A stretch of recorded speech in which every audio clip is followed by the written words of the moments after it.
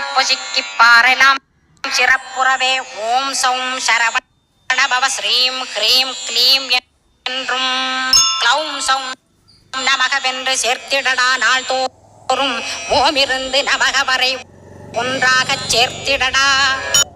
ஒன்றாக கூட்டியுமே உள்ளத்திலே இருத்தி ஒரு மனத்தோடு நீ உருவையும் ஏத்திடடா. முருகனின் மூலமிது முழு மனத்தோடேத்திட்டால் மும்மலமகன்று விடும் முக்தியுந்தன் கையில் உண்டாம். முக்தியை வேண்டியுமே எத்திக்கும் செல்ல வேண்டாம்.